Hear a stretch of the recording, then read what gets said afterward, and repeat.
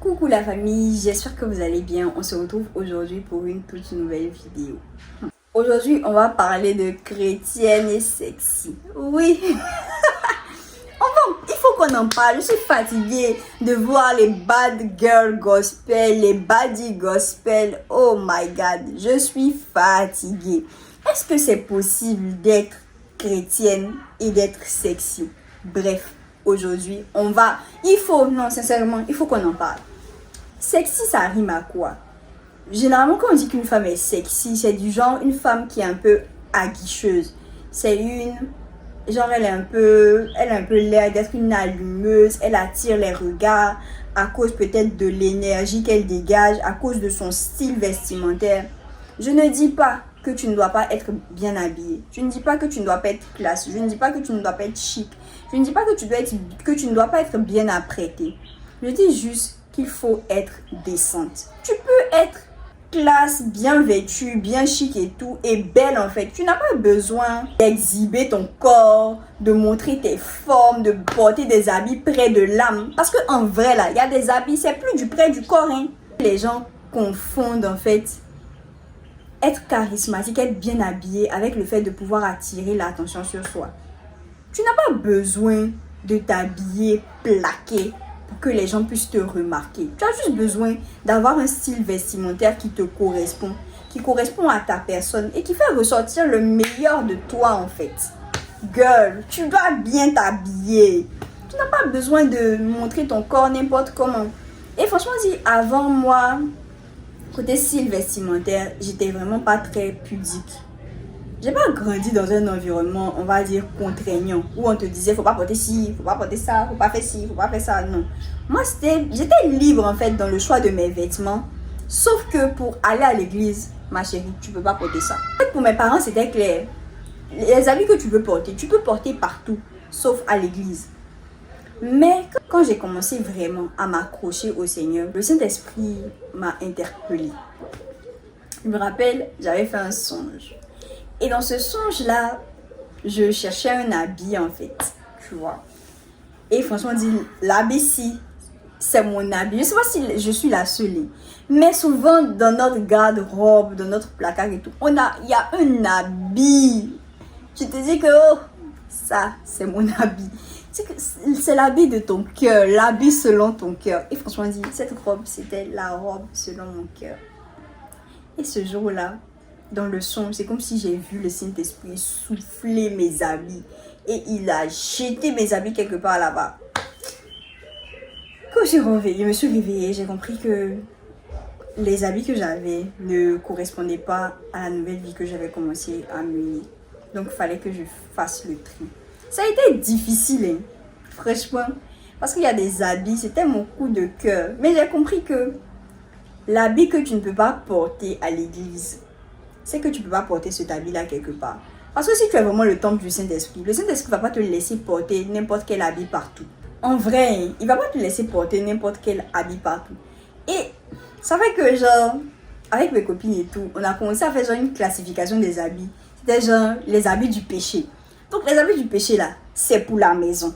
C'est que les petites culottes, les habits sexy, les petits habits qui te plaquent, les décolletés, tout ça, maison. Tu vois, parce que faudrait pas que, à cause des gens, faudrait pas que parce que tu as l'habitude de trop te couvrir, arriver dans le foyer là-bas, ton mari s'ennuie, tu vois.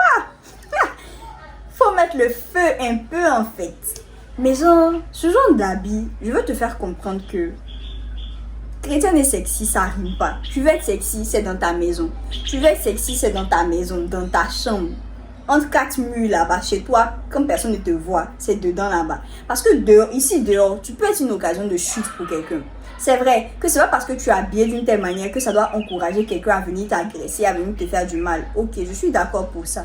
Mais faudrait pas aussi que par ton style vestimentaire, tu puisses être en train de tenter quelqu'un là-bas. Parce que tu vas porter un certain habit, arriver à l'église, il y a un gars qui est en train de lutter contre la masturbation. Il est en train de lutter contre les pensées impures. Et puis voilà go, elle a la faveur d'en haut, elle a la faveur d'en bas. Elle est bénie dans la ville, bénie dans les champs.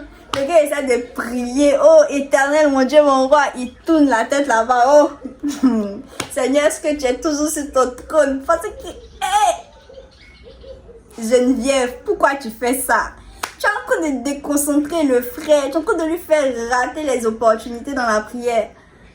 Il faut bien t'habiller. Et je ne parle pas seulement aussi pour les sœurs, hein, mais je parle aussi pour les hommes. Parce qu'il y a certains hommes, ils portent les habits plaqués et puis ça dessine tout là-bas. Mais, posez. C'est pour partir où? C'est pour partir où? En vrai, moi j'ai compris que dans ta garde-robe, en tant que chrétien, en tant qu'enfant de Dieu, tu dois distinguer. Tu dois comprendre qu'il y a des habits que tu peux porter à la maison. Mais il y a des habits que tu ne dois pas sortir avec. La Bible nous dit que quoi que nous fassions, que nous mangions, que nous buvions, que tout soit fait pour la gloire de Dieu. Est-ce que l'habit que tu portes, le décolleté qui arrive au milieu ici, là, est-ce que cet habit, c'est pour la gloire de Dieu? Et il y a certaines personnes qui ont tendance à dire que oui, mais moi j'ai remarqué que quand on est aux États-Unis, quand on est dans des pays américains, des pays européens, on n'est pas aussi regardant sur leur style vestimentaire qu'en Afrique. Moi je me dis, hein, simple, la sanctification ne dépend pas de l'endroit dans lequel on se trouve. Ce n'est pas parce que tu es aux États-Unis que tu vas te permettre de porter une petite culotte sous prétexte qu'il y a la canicule ou bien qu'il fait chaud. Et donc, ça veut dire que là-bas, ça ne fait pas partie de la sanctification, mais ici, ça fait partie de la sanctification. Moi, je ne suis pas pour ça. Si ici, tu ne peux pas porter une petite culotte pour sortir, c'est pas quand tu vas partir, je ne sais pas si tu vas dire chez les Blancs, que tu vas le faire. Non, moi, franchement, dit, je ne suis pas pour ça. Je me dis, en tant que femme chrétienne, on est censé refléter certaines valeurs. On est censé refléter la décence, la pudeur. Je ne dis pas qu'il ne faut pas bien s'habiller, qu'il ne faut pas porter des habits chics. Je dis juste qu'il y a des habits qui sont faits pour la maison. Il y a des habits qui sont faits pour l'intimité et il y a des habits qui sont faits pour le dehors en fait. Je peux comprendre qu'il fasse chaud, que tu puisses porter genre un short, mais ton short, il arrive où? Est-ce que c'est à ta cuisse? Est-ce que c'est au niveau de tes genoux? Est-ce que c'est en dessous de tes fesses? Parce que tu es en train de refléter Dieu en fait. En vrai, tu es censé refléter Dieu. Et moi, je me dis, ce n'est pas parce que tu vois une devancière dans la foi porter certains habits que tu vas te permettre de pouvoir porter les mêmes habits. Et surtout quand ces habits ne sont pas décents. Moi, j'avais eu ce problème au début quand j'ai donné ma vie à Jésus. Parce que je me disais que, ah, mais telle fille-là, elle porte ça, non. Pourquoi quand moi je porte ça? Pourquoi quand moi je porte tels habits? Ça devient problématique. Non seulement, vous n'êtes pas les mêmes. On est différents. Nous ne sommes pas les mêmes. Et ensuite même, le plus important, c'est que ce n'est pas parce que tu vois quelqu'un qui prêche, quelqu'un qui fait certaines choses, qui est dans l'œuvre de Dieu, qui est vraiment mise en avant, que tout ce que cette personne a fait, c'est vraiment bien. Je suis désolée. Donc ça veut dire que si tu vois telle bichopette, elle a porté une petite culotte, elle a fait une photo, elle a mis sur Instagram, les gens ont liké et tout, c'est que moi je peux porter ça. Donc si tu vois la bichopette, si tu la vois être en train, excusez-moi, d'avoir des rapports dans la rue, toi aussi tu vas aller avoir des rapports dans la rue. J'ai l'impression que souvent on a tendance à retenir seulement ce qui nous plaît en fait. Quand tu décides de marcher dans la sanctification, tu ne marches pas dans la sanctification à demi-mesure. Tu ne prends pas une partie de la sanctification pour mettre dans ta poche quand ça t'arrange. Et puis quand ça t'arrange pas, tu déposes. Non. Tu es sanctifié tout entier. Tu es censé refléter le royaume de Dieu. Tu es censé refléter Christ. Et comme je l'avais dit, si tu ne peux pas porter cet habit pour aller à l'église, c'est que tu ne peux pas le porter quelque part. Ou tu peux le porter, moi pour t'aider, j'ai dit à la maison. Parce que à la maison, tu es chez toi en fait. Tu es à l'aise, tu n'as pas d'occasion de chute pour quelqu'un. Tu t'habilles comme tu veux, tu fais ce que tu veux. Mais dehors, tu te dois d'être pudique pour ne pas être une occasion de chute pour quelqu'un.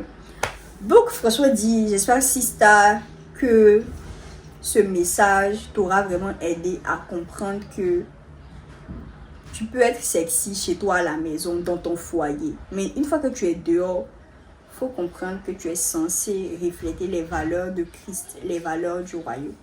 Et surtout, n'oublie pas que je t'aime, mais Jésus t'aime plus que moi. Bisous.